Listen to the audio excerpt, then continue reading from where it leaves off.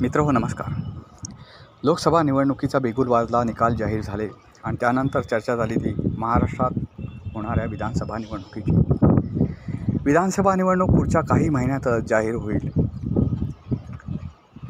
October ते नोव्हेंबरच्या दरम्यान निवडणुकीचे निकालही येतील.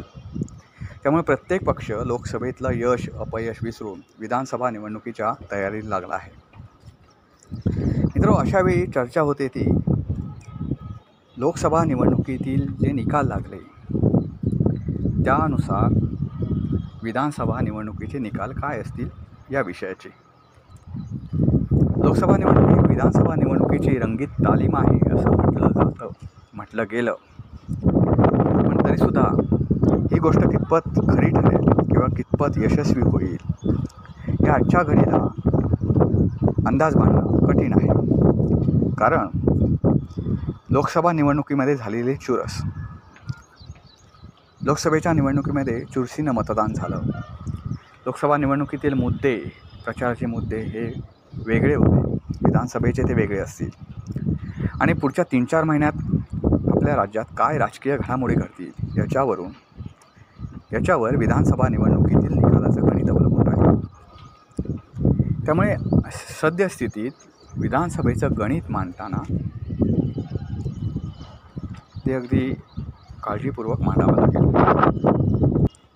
दुसरं एक महत्त्वाचं म्हणजे लोकसभा निवडणुकीत चुरशीनं मतदान झालं. मगाशी तुम्हाला म्हटलं त्याचप्रमाणे निवडणुकीचे जे निकाल लागले ते बऱ्याच ठिकाणी चुरशीचे लागलेले आहेत. एवढी चुरस झाली की लोकसभा निवडणुकीमध्ये 1-1.5 लाखाचं मताधिक्य असणं ही नगण्य बाब आहे. पण काही ठिकाणी तर 2,000-3,000 मतांच्या फरकाने सुद्धा उमेदवार निवडून आले. अशावेळी विधानसभेमध्ये त्या ठिकाणी काय घडामोडी घडतील किंवा त्या ठिकाणी काय निकाल लागेल याचा अंदाज बांधणं कठीण जातं. कारण 2,000 ते 3,000ची आघाडी लोकसभेला असणं ही काय फार मोठी यशाची नांदी नाही.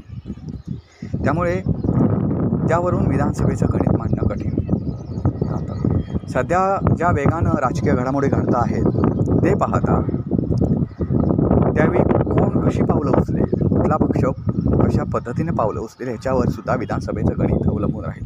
तरीसुद्धा आपण सध्याच्या घडीला जे आपल्यासमोर वातावरण आहे त्या वातावरणाचा अंदाज घेता काही अंदाज बांधू शकतो. त्याच्यासाठी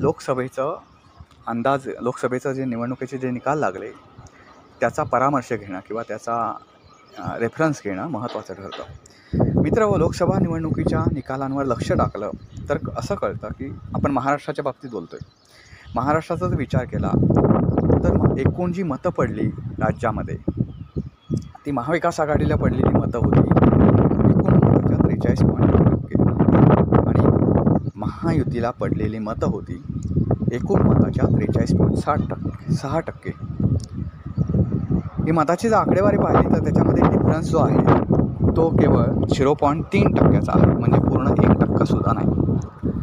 पण ह्या डिफरन्सनं काय बदल घडवला हे तुमच्यासमोर आहे. महाविकास आघाडीला किती जागा निवडून आल्या आणि महायुतीच्या जागा किती निवडून आल्या यातला जो डिफरन्स आहे तो खूप मोठा आहे जागांचा. पण मतांचा तेवढा डिफरन्स आहे का, तर अजिबात नाही. तुम्हाला एक उदाहरण सांगतो धुळे लोकसभा मतदारसंघाचं. तुम्हाला माहितीच आहे की 6 विधानसभा मतदारसंघाचा एक लोकसभा मतदारसंघ होतो. धुळे लोकसभा मतदारसंघाचा जर अंदाज घेतला तर भाजपचे जे भामरे नामक उमेदवार होते तर त्यांना 5 विधानसभा मतदारसंघातून जवळपास 1,90,000चं लीड मिळालं होतं. 5 विधानसभा मतदारसंघातून भाजपच्या भामरे यांना 1,90,000चं लीड मिळालं होतं. 6वा मतदारसंघ जो होता तो मालेगाव, जो नाशिकमध्ये येतो आणि तो धुळे लोकसभा मतदारसंघाला जोडला गेलेला आहे. त्या एका मतदारसंघामध्ये काँग्रेसच्या उमेदवार ज्या शोभा बच्छा होत्या त्यांना 1,92,000चं, मला वाटतं 1,92,000 किंवा 1,93,000चं मताधिक्य मिळालं.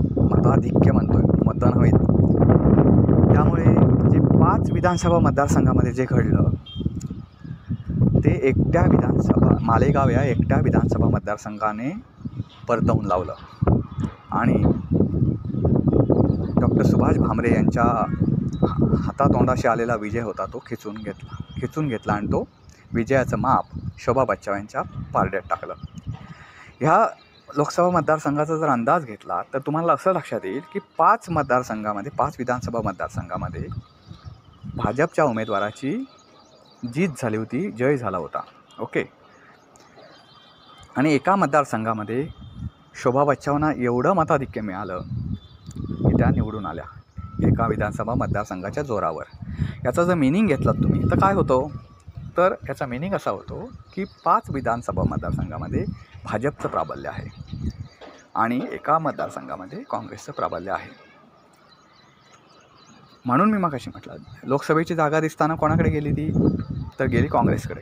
पण विधानसभेचा आपण जेव्हा अंदाज घेतो तेव्हा 5 मतदारसंघ हे एकट्या भाजपच्या ताब्यात आहेत आणि एक मतदारसंघ आहे तो फक्त काँग्रेसच्या किंवा महाविकास आघाडीच्या ताब्यात आहे, असा याचा अंदाज बांधतो. म्हणून मी तुम्हाला मगाशी म्हटलं की लोकसभेच्या निवडणुकीवरून विधानसभेचा अंदाज बांधणं कठीण आहे.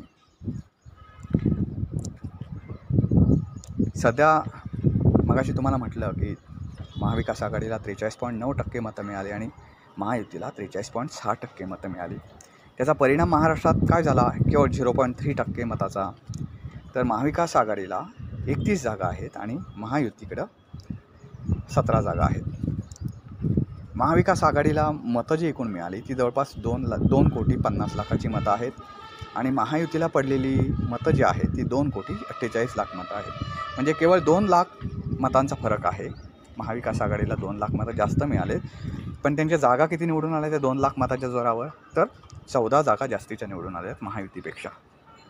म्हणजे 14 लाख जी मतं आहेत ती काय फार मोठा डिफरन्स आहे असं वाटत नाही म्हणजे नाहीच आहे तो. महाविकास आघाडी असेल किंवा महायुती असेल, हे 3 पक्ष एकत्र येऊन लढलेले आहेत. महायुतीमध्ये 3 महत्त्वाचे पक्ष होते आणि महाविकास आघाडीमध्येही 3 महत्त्वाचे पक्ष होते. इकडे छोटे छोटे पक्ष आपण सोडून देऊया, पण त्यामुळे याचा फरक लोकसभा निवडणुकीवर पडला. कारण तुम्ही बीड लोकसभा मतदारसंघ जो आहे तिथे सुद्धा निकाल बघितला तर 7,000 मताच्या फरकानं पंकजाताई मुंडे यांचा पराभव झाला. लोकसभेला एवढा नगण्य मताने पराभव होणं ही खूप आश्चर्यकारक गोष्ट आहे. निसट्टा विजय मिळवणं म्हणतात त्याला. त्यामुळे विधानसभा मतदारसंघातलं चित्र वेगळं असू शकतं. म्हणजे ते भाजपच्या फेवरमध्येच असेल असंही म्हणू शकत नाही किंवा महाविकास आघाडीच्या फेवरमध्ये असेल असंही म्हणू शकत नाही. पण कुणी महाविकास आघाडीनं यश मिळवलं लोकसभा निवडणुकीमध्ये म्हणजे खूपच हवेत जाणं हे त्यांच्या दृष्टीनं घातक ठरू शकतं. कारण लढाई ही काटोंकी टक्कर होणार आहे सध्याच्या घडीचा विचार केला तर. त्यामुळे आपण लोकसभा निवडणुकीत खूप यश मिळवलं, ह्या धुंदीत महाविकास आघाडी राहिली तर विधानसभेत चित्र वेगळं दिसू शकतं. आणि महायुतीनं जर काय याच्यामध्ये त्यांच्या वागणूक असेल किंवा त्यांची जी ध्येयधोरणं असतील त्याच्यात बदल केला नाही तर विधानसभेला चित्र जे लोकसभेला आहे तसंही राहू शकतं. पुढच्या 2-3 महिन्यामध्ये काय घडतं यावरून ठरेल की विधानसभेमध्ये महायुती येणार की महाविकास आघाडी येणार. पण सध्या तरी तुम्ही बघितलात तरी लोकसभेचे निकाल काही लागू देत, पण विधानसभासाठी सध्या 50-50 चान्स आहेत. म्हणजे महाविकास आघाडीनं खूप हवेत राहण्याची गरज नाही किंवा महायुतीनं खूप त्यांच्यामध्ये नकारात्मक भावना येण्याची गरज नाही. असं सध्या 50-50 दोघांना चान्स आहे. हे करताना आणखी एक गोष्ट महत्त्वाची लक्षात घेतली पाहिजे की महाविकास आघाडी किंवा महायुती टिकेल का विधानसभेच्या वेळी. कारण तुम्ही बुधवारी विधानसभा संपर्क प्रमुखांची शिवसेना म्हणजे उद्धव ठाकरे गटाचे जे कार्यकारी अध्यक्ष आहेत उद्धव ठाकरे, त्यांनी मीटिंग बोलावली होती. त्यामध्ये त्यांनी खूप पर्यायांचा विचार केला की विधानसभेला आपली परिस्थिती काय राहील, विधानसभेच्या दृष्टीनं काय प्रचाराचे मुद्दे बनवले पाहिजेत किंवा विधानसभा जिंकण्यासाठी काय केलं पाहिजे, लोकसभेला कुठे आपण चुकलो, ज्या ठिकाणी आपण पराभूत झालो त्या ठिकाणी आपले काय चूक झाली, यासह आपण जर एकत्र लढलो तर काय परिणाम होतील आणि आपण जर सेपरेट लढलो तर काय विचार होतील, काय त्याचे इफेक्ट होतील विधानसभा निवडणुकीवर, या सगळ्याचा संपर्क प्रमुखांकडून अंदाज घेतला. त्यामुळे प्रत्येक पक्ष जो आहे तो एकट्या लढण्याच्या दृष्टीनं विचार करतो आहे. मग ते महाविकास आघाडी असो की महायुती असो. आता महायुतीमध्ये अशी धुसफूस तुम्हाला जरी दिसली नाही तरी लोकसभा निवडणुकीनंतर BJPनं सरकार स्थापन केलं, त्यानंतर मंत्रिमंडळ स्थापन झालं. त्या मंत्रिमंडळात तुम्ही पाहिला असाल तर अजित पवार गट असेल किंवा शिंदे गट असेल, त्यांना किती नगण्य माप दिलं गेलं हे तुम्ही पाहत आहे. त्यामुळे त्यांच्या जागाही खूप निवडून आल्या नाहीत. महायुतीमध्ये त्यांचा वाटा जो असायला हवा होता विजयाचा तो फार कमी दिसून आला. त्या प्रमाणात त्यांना आणि जे काय त्यांनी कष्ट घेतले असतील त्याचं चीज झालं असं सध्या तरी वाटत नाही. अजित पवार गटाला तर एकही मंत्रिपद सध्या मिळालेलं नाही सध्याच्या मंत्रिमंडळामध्ये.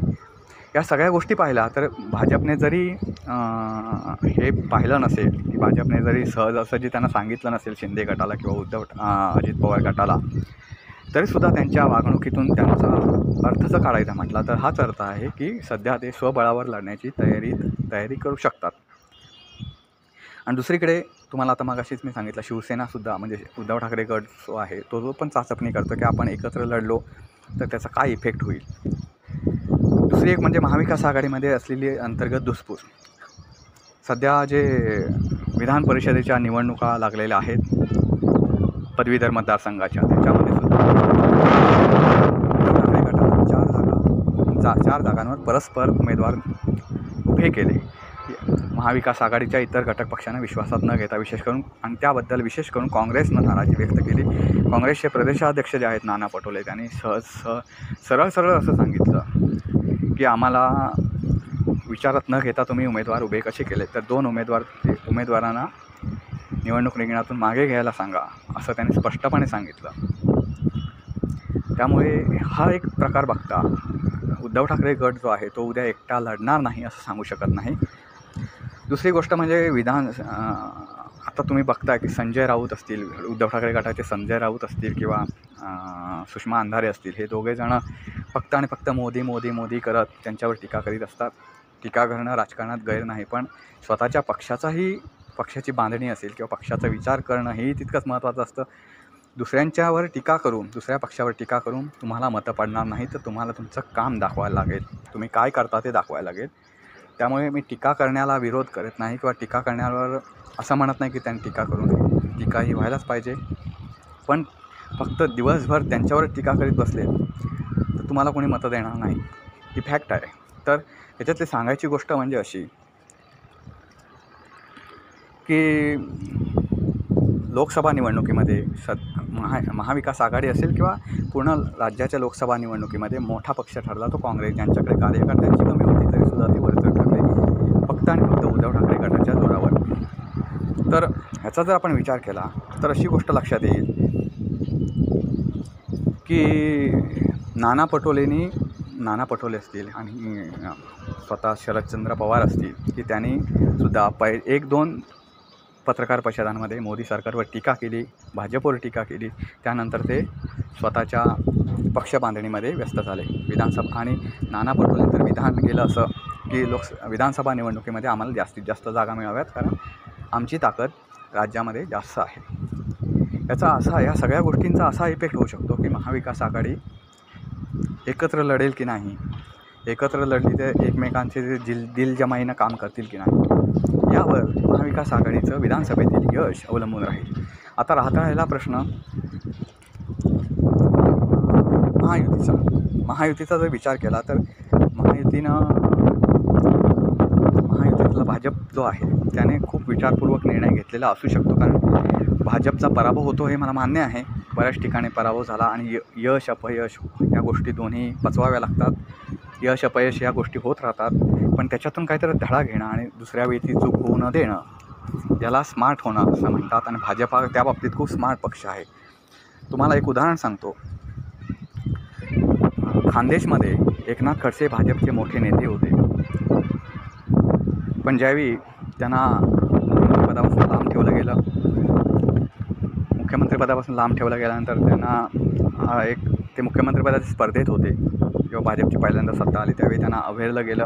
त्यामुळे त्याने खूप उघड नाराजी व्यक्त केली. त्याची कोणीही दखल घेतली नाही भाजपमध्ये. त्यांना वाटलं की आपण मोठे नेते आहोत, राज्यस्तरीय नेते आहोत. आज त्यांची अवस्था अशी आहे की त्यांना कुठलाही पक्ष नाही. त्याने राष्ट्रवादीचं आमदारपद जरी ठेवलं असलं स्वतःकडे तरीसुद्धा ते बी जे पीमध्ये जाहीर केलं होतं की मी BJP पक्षात जातो आणि लवकरच माझा पक्षप्रवेश होईल. पण अजूनही त्यांचा पक्षप्रवेश झालेला नाही. याचा अर्थ असा की अमुक एखादा पदाधिकारी आपल्याला जर सोडून गेला तर त्याचा काय इफेक्ट होऊ शकतो याचा भाजपच्या पक्षश्रेष्ठीनं अगोदरच अंदाज घेतलेला असतो, त्याचा सर्वे केलेला असतो. तुम्हाला ह्याचं एकनाथ खडसेंचं जे उदाहरण दिलं, एकनाथ खडसेंनी राष्ट्रवादीत गेल्यानंतर भाजपच्या खानदेशमधल्या जागांवर असेल किंवा खानदेशमध्ये ZP असेल, महानगरपालिका असेल, त्यांच्यावर काहीसुद्धा इफेक्ट झालेला नाही जेवढा इफेक्ट व्हायला होता. आणि तुम्हाला माहिती असेल एकनाथ खडसे भाजपचे राज्यस्तरीय म्हटले तर चालतील मोठे नेते आहेत. तरीसुद्धा त्यांच्या जाण्यानं काय भाजपला फार फरक पडला नाही की भाजपचे मताधिक्य घटलं, हे झालं ते झालं. त्यामुळे असा सर्वे हा भाजप नेहमी करत राहतं. आणि हे स्मार्ट वर्क याला म्हणतात. त्या स्मार्ट वर्क भाजपमध्ये करण्याची आहे. त्यामुळे त्यावेळेचा निकाल जो आहे तो त्यावर बदलू शकतो. दुसरा एक भाजपसाठी किंवा महायुतीसमोर एक प्रश्न आहे, तो मराठा आरक्षणासारखे जे काही प्रश्न आहेत ते प्रश्न त्यावेळी किती वेगानं पुढे येऊ शकतात, वर येऊ शकतात. त्याचा मराठा आरक्षणाचा जो मुद्दा विरोधकांनी उचलला आणि तोपर्यंत त्यांचा प्रश्न मार्गी लागला नाही तर विधानसभेमध्ये महायुतीच्या जागांवर परिणाम होऊ शकतो. कारण बीड, जालना वगैरे हे जे साईड आहे, विदर्भ असेल, मराठवाडा असेल, तिथे मराठा आरक्षणाचा प्रश्न खूप मोठ्या प्रमाणावर मराठा एकत्र आलेले आहेत. असं जरी असलं तरी OBC नेते, OBCचे लोक आहेत, त्यांची भूमिका काय राहील हे सुद्धा महत्त्वाचं आहे. त्यामुळे सध्याच्या वातावरणात जर बघितलं तर महायुती असेल किंवा महाविकास आघाडी असेल यांना सध्या तरी 50-50 असं वातावरण आहे. पुढच्या 1-1.5 महिन्यात काय घडतात, 2-3 महिन्यात म्हणजे गणेशोत्सवापर्यंत काय घडामोडी राज्यात घडतात त्यावर खूप मोठं विधानसभेचं गणित अवलंबून राहणार आहे. मित्रहो, हा व्हिडिओ तुम्हाला कसा वाटला ते नक्की कळवा. व्हिडिओला लाईक करा, शेअर करा आणि चॅनलला सबस्क्राईब करायला विसरू नका. पुन्हा भेटू पुन्हा एका अशाच नवीन व्हिडिओचा. तोपर्यंत नमस्कार.